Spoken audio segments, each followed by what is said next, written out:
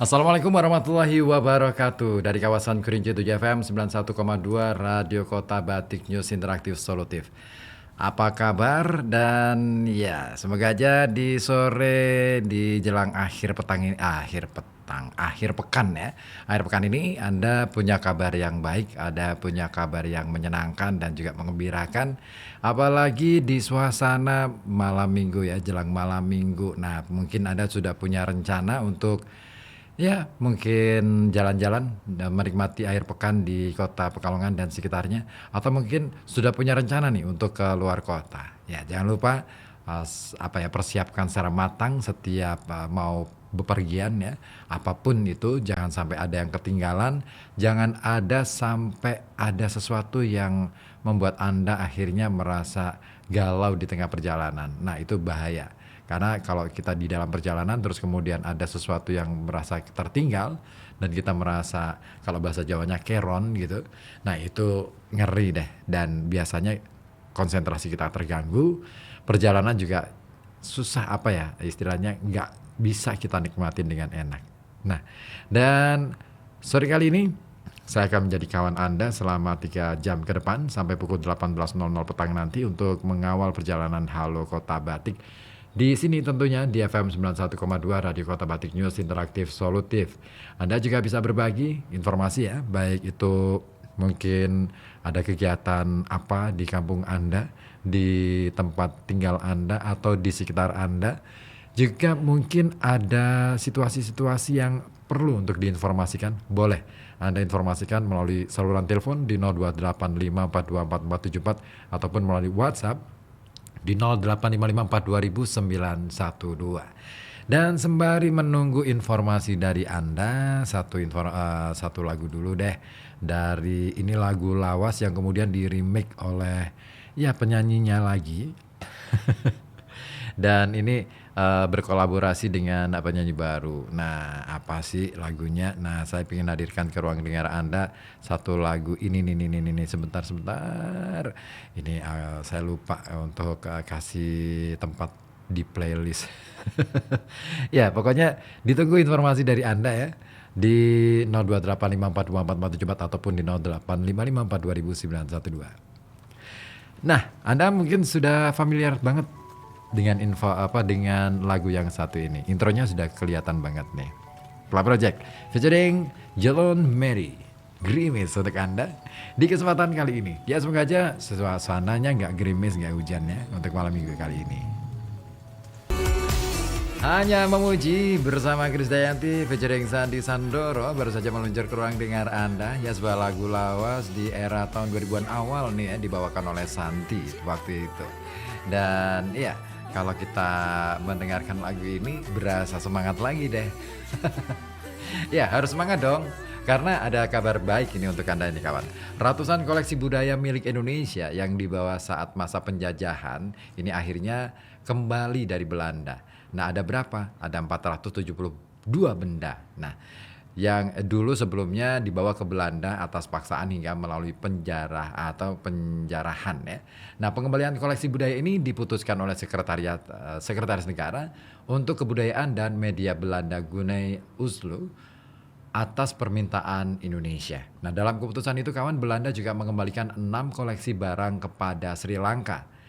Nah, seperti dikatakan oleh Uslu, momen ini adalah momen bersejarah dan ini pertama kalinya pihaknya mengikuti rekomendasi komite untuk mengembalikan benda-benda yang seharusnya tidak pernah dibawa ke Belanda. Namun lebih dari itu, momen ini merupakan ya cara untuk bisa menatap masa depan. Dan pihaknya tidak hanya mengembalikan benda, pihaknya juga menapaki kerjasama yang lebih erat dengan Indonesia dan Belanda untuk bidang penelitian koleksi, presentasi, dan juga pertukaran antar museum. Nah, proses pengembalian koleksi budaya ini berawal ketika pemerintah Indonesia meminta pengembalian sejumlah benda yang penting bagi negara. Museum Nasional Kebudayaan Dunia lalu mempelajari sejarah benda-benda itu sambil berkonsultasi dengan ahli Indonesia. Ya, setelah menerima hasil temuan penelitian, Komite Belanda berdiskusi dengan perwakilan Indonesia yang dipimpin oleh mantan Duta Besar Indonesia untuk Belanda ya, I Gusti Agung Wesaka Puja. Nah, Komite Belanda kemudian merilis rekomendasi agar benda-benda itu dikembalikan, dan koleksi budaya yang dikembalikan ini meliputi 335 benda asli Lombok, kemudian 132 benda seni rupa modern dari Bali yang dikenal dengan koleksi Pitamaha.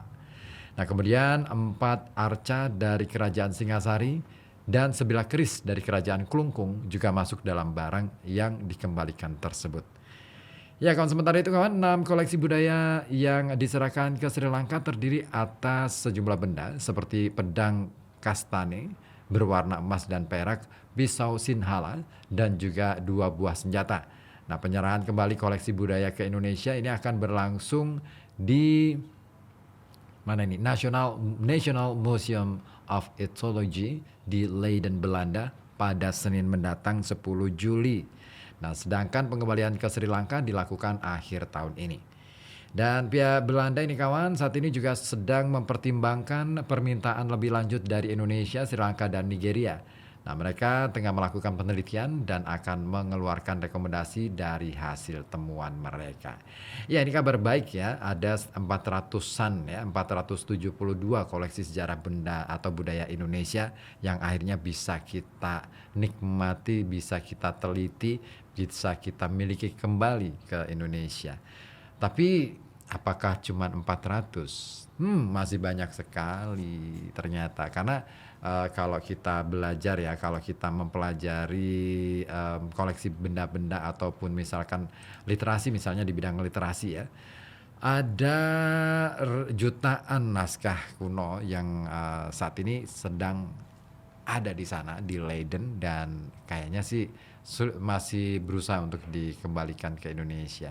Ya memang sih, karena naskah-naskah itu sudah sangat rapuh, jadi agak susah juga untuk ada banyak pertimbangan untuk kita minta kembali, karena penyimpanannya di mana ini juga masih menjadi persoalan gitu ya.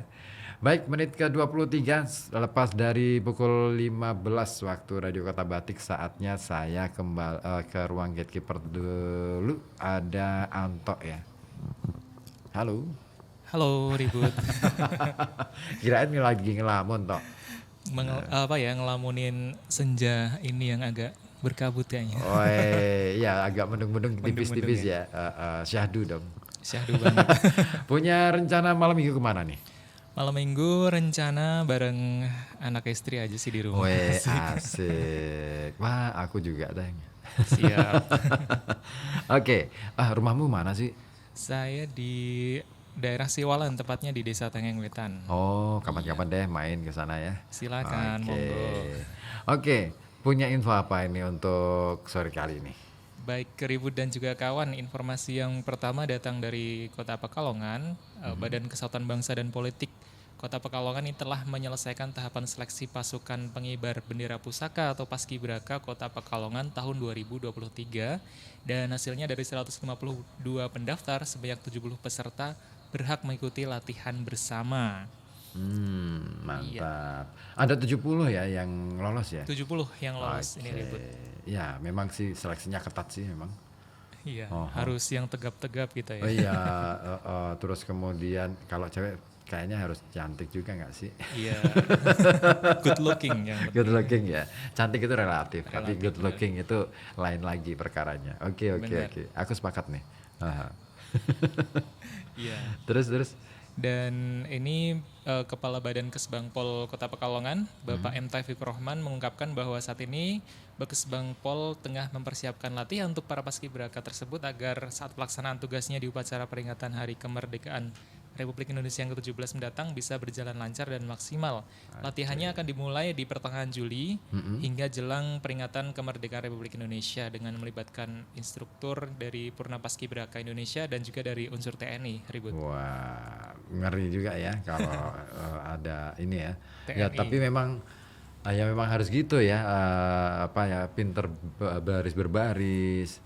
Dulu pernah ikut Paskibraka? Kalau Paskibraka sih enggak ya, pramuka mungkin. Weh, aktif di pramuka nih dulu, anak pramuka. Aktif di pramuka sampai Jambore Nasional, Raimuna Nasional ikut semua. Weh, mantap. Aku sampai Raimuna enggak nasional sih, yang di provinsi Di aja. provinsi daerah ya.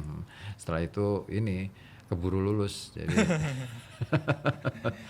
Benar. oke. Kebetulan periodenya mendapati untuk bisa ikutan. Ya beruntunglah dirimu. Aku yang dapat apesnya.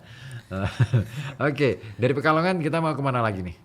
Kedua, informasinya dari Semarang ribut. Jadi pemerintah Provinsi Jawa Tengah dan pemerintah Chungcheongbuk-do Korea Selatan ini terus memperkuat kerjasama hubungan provinsi kembar atau sister province yang telah terjalin 19 tahun. Wih, aku baru tahu nih. cukup Ternyata lama ya. ternyata ada kerjasama ya dengan Korea Selatan Dengan juga Korea ya. Selatan. Wah, ini kerjasama apaan sih? Ini kerjasamanya lebih ke ekonomi juga. Jadi Wakil Gubernur Jawa Tengah, Bapak Tachi Yassin Maimun menyebutkan bahwa Korea Selatan merupakan mitra investasi peringkat kedua di Jawa Tengah dengan performa investasi sebesar 98.437,30 ribu dolar Amerika Serikat berdasarkan data Dinas Penanaman Modal dan Pelayanan Terpadu Satu Pintu Provinsi Jawa Tengah per triwulan 1 tahun 2023 ini.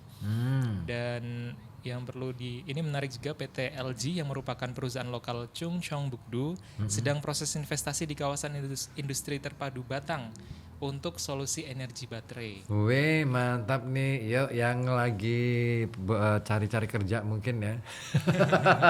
Segera aja deh persiapkan diri. Tapi ini kayaknya lebih ke ini ya, membutuhkan lulusan teknik kimia deh kayaknya deh. Sepertinya ya, karena lebih ke energi baterai ya biasanya anak-anak teknik ini. Ini menarik nih. Kenapa sih kok ditaruh di situ ya? Emang kita punya ya bahannya?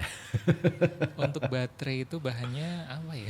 Iya kan? Nikel dan seterusnya mungkin Iya. kita punya sih sepertinya. Iya, maksudnya jangan-jangan di Batang itu kaya akan sumber daya itu tuh. Oh benar, kenapa lokasinya di Batang ya? Iya. Padahal nikelnya kan dari Iya kan? Kalimantan dari. Logikanya kan gitu. Artinya gini, nggak mungkin sebuah industri itu membuka apalagi industri energi ya, buka di situ sementara bahan-bahannya harus didatangkan dari kota-kota lain. Dari Kan pulau lain, benar. iya kan, otomatis kan biaya produksi bengkak dong. Benar-benar. Nah ini jadi pertanyaan menarik.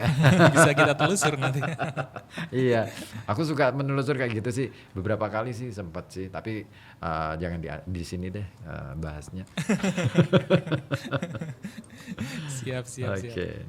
Oke. Terus Dan iya, jadi ini memang karena kerjasamanya besar, dibutuhkan dasar kerjasama yang valid dan legal ribut ya, utamanya bagi Jawa Tengah, termasuk sebagai dasar pelaksanaan kegiatan bagi organisasi perangkat daerah atau OPD di Jawa Tengah dan Chungcheongbuk-do. Jadi kerjasama kedua provinsi di Chungcheongbuk-do dan Jawa Tengah ini harus didasari dengan dasar yang valid dan legal seperti itu. betul ya, supaya inilah ya istilahnya ada perlindungan hukum yang diterima oleh, katakanlah misalkan nanti ada tenaga kerja dan lain sebagainya, itu juga terlindungi dengan adanya legalisasi itu. Betul sekali, ribut. Oke, terima kasih untuk informasinya. Terima kasih. Oke, dan kawan, ditunggu informasi juga dari Anda. Silakan Anda bisa berkirim informasi melalui saluran telepon di 0285424474 ataupun melalui WhatsApp di 0855424912. Nah, kalau bicara tentang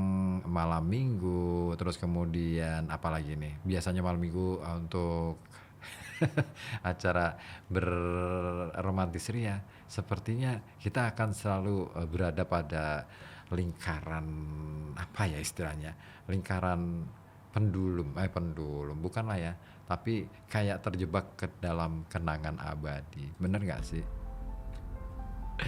Ya, seperti kata Marcel yang mau saya hadirkan ke ruang dengar Anda kali ini, kenangan abadi.